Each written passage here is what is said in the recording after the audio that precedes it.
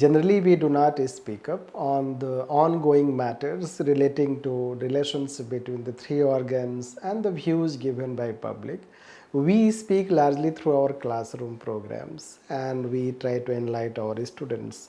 But when there is a serious attack on constitution, so it seems that we should also speak up and enlighten the mind of students and general public so that they should get right understanding of the relationship between the three organs of the state. First, we have to understand that we have separation of powers with checks and balances. And at the same time, you have to understand that parliament is not an absolute institution in our country, unlike UK where parliament is absolute. Parliament has to make law within the bounds of constitution. And if it is breaching that constitutional boundary, it is the judiciary which is supposed to decide. That's why it is considered guardian of the constitution.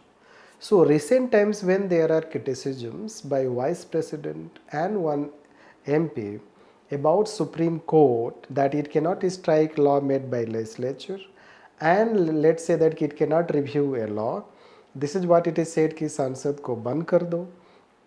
So it is somehow, let's say that ki whether they understand their role and responsibility, are they also criticizing within the bounds of law? Reasonable criticism is always welcome, but whether their criticisms are reasonable, so it seems to be not. Like, let me tell that Vice President is part of the executive.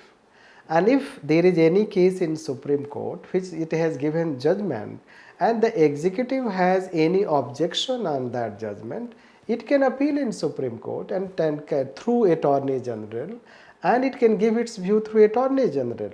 There can be review of the judgment and it can, let's say that give its view. It is free to give its view through Attorney General, but it is not supposed to speak through public platform. Otherwise, are we having two types of executive, two different executive? And can formal executive speak publicly, criticize, being in constitutional position? So that again, let's say, seems to be not within the bounds of law.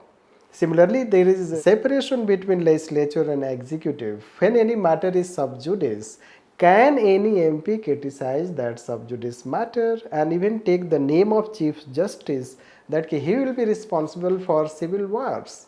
Not necessarily.